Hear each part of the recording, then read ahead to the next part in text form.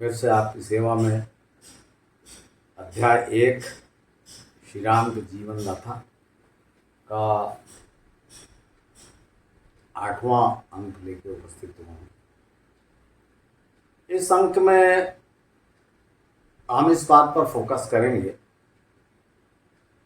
कि चित्रकूट में भगवान राम का वास कितने काल का था। ये इसलिए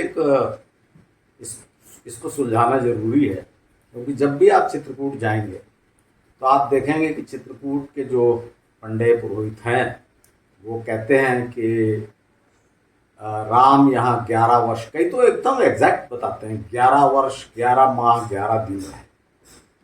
इसी प्रकार से नासिक में आप जाएंगे तो वहाँ बताएंगे 11-12 वर्ष है। ये बाकी आप जस्टिफिकेशन छोड़िए कि कहाँ से क्या, वो तो मैं आपको बता सकता हूँ दूसरे तरीके से भी कितने दिन है, लेकिन आप केवल इस बिंदु पर सोचिए कि वाल्मीकि रामायण के अनुसार जब राम वहाँ रह रहे थे, भरत अपने नाना के घर से जब अयोध्या लौटे और उनको पिता के देहावसान का समाचार मिला तो जो भी वहाँ लड़ाई झगड़ा हुआ उसके बाद भरत और शत्रुघ्न ने पिता का अंतिम संस्कार किया। फिर वशिष्ठ जी और अन्य सब लोगों के ये इस अनुरोध पर कि अब तुम ही बड़े हो, राम तो वन को चले गए और पिता रहे नहीं, तो अब तुम अयोध्या का राजकाज संभालो। भरत ने इनकार कर दिया। भरत ने कहा कि जब तक मेरा बड़ा भाई यहाँ पर है ये राज्य उसी का है, मैं उसका सेवक हूँ। ये सुनकर सब लोग बड़े वैसे खुश हुए। अब हम यहाँ से समय काल देखते चलेंगे कि हुआ क्या। मान लीजिए कि पुरोहितों की बात सही है, अपन जैसे कि मैं आपको पहले बताया था कि मेरे इस चैनल में हम हर एक की बात को टेस्ट करें। अगर पुरोहितों की बात सही है तो क्या आप सोचते हैं कि भरत राम को 11 वर्ष पश्चात मनाने गए थे? अरे 14 वर्ष का तो वनवास ही हुआ था। अगर 11 वर्ष पश्चात मनाने गए तो फिर बचा क्या, 3 वर्ष में तो वैसे ही बीत जाता। इसके अलावा अपन एग्जैक्ट फिगर से देखेंगे कि जो वाल्मीकि रामायण में लिखा है, जो गतिविधियां लिखी है उसके अनुसार सोचेंगे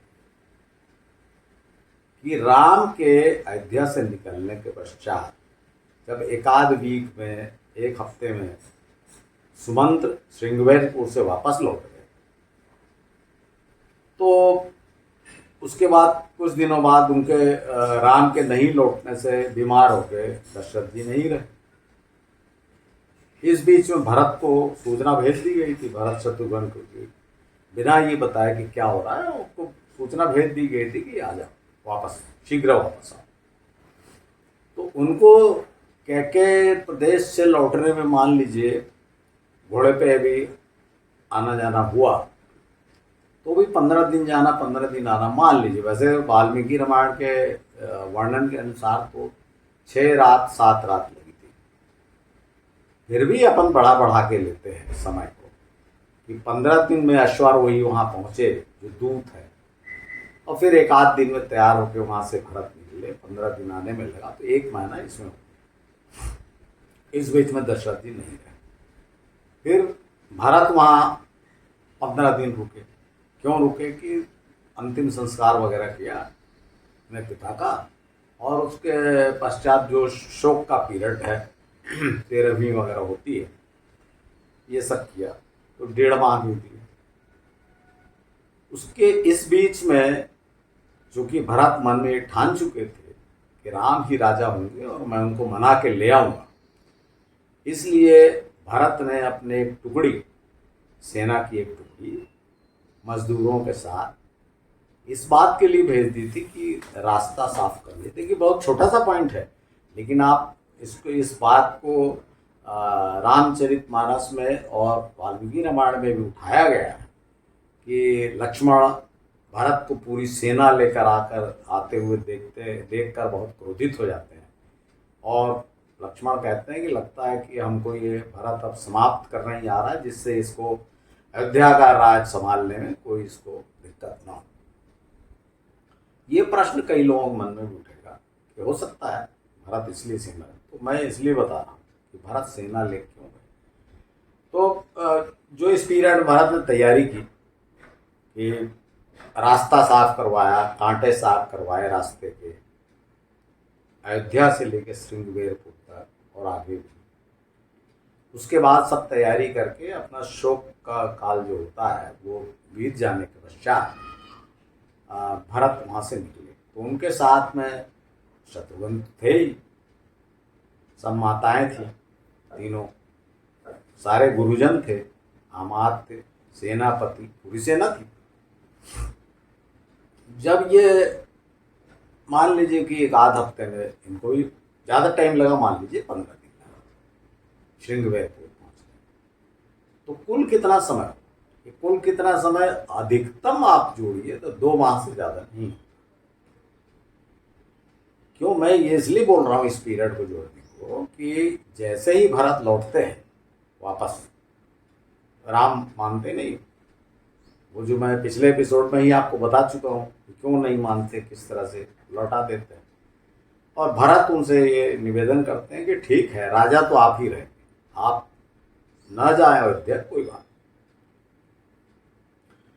तो वो भरत अपने साथ एक रजत पादुका लाए होते हैं, कोई स्पेशल बनवा के कि मेरा भाई राजा है, अभी वनवास में तो जटाजूट धारण करके रह रहा होगा, तो उसको रजत पादुका पहन के और रथ पे सवार होकर सेना सहित आएगा। इसलिए भरत ने ये सब तैयारी की थी।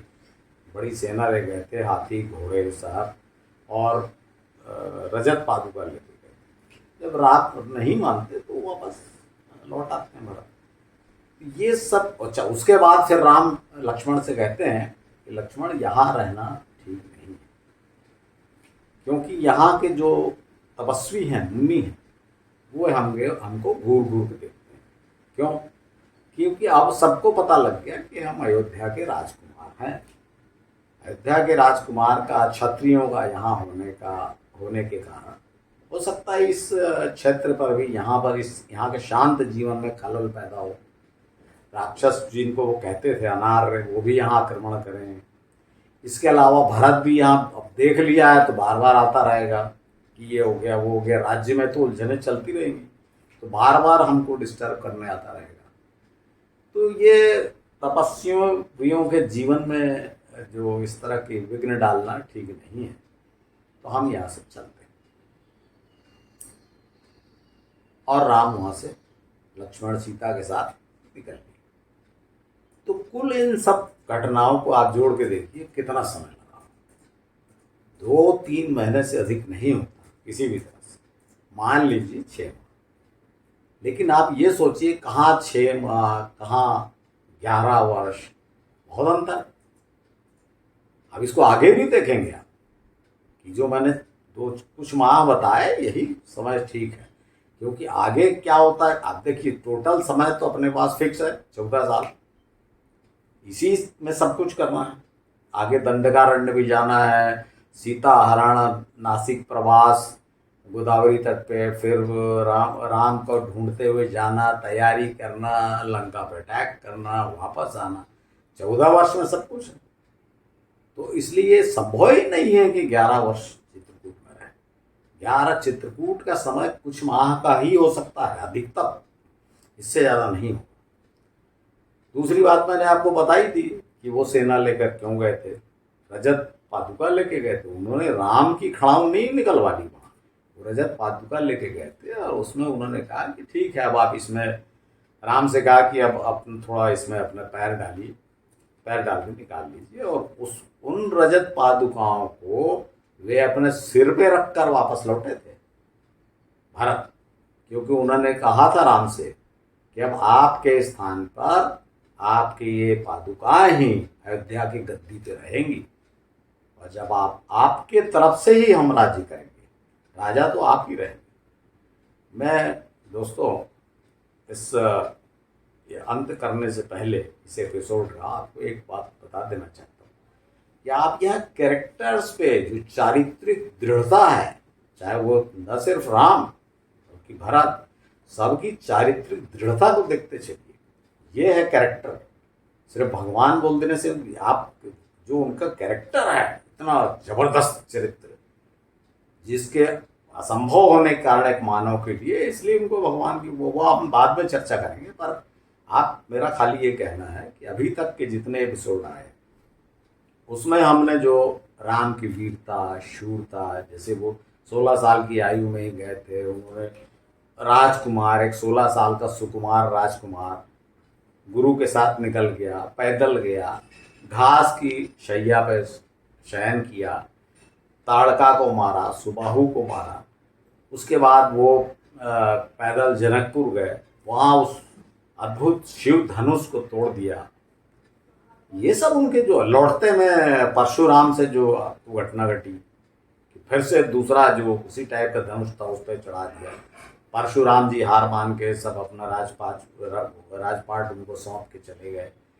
तो ये तो 16 वर्ष के बालक के काम। उसके बाद फिर जब वो 25 वर्ष के हुए तो देखिए उन्होंने राज्य त्याग दिया, सिर्फ ये अनुमान लगाकर कि पिता ने ये वचन दिया था और अब वो बोल नहीं पा रहे। उन्होंने एक क्षण भी देर नहीं लगाया राजगद्दी को त्यागने में। उसके बाद जब भरत स्वयं आते हैं चित्रकूट में और इतना निर्णय करते हैं कि मैं अपना राज्य आपको सौंप रहा हूँ, उसके पश्चात भी राम मना कर देते हैं, नहीं जाते।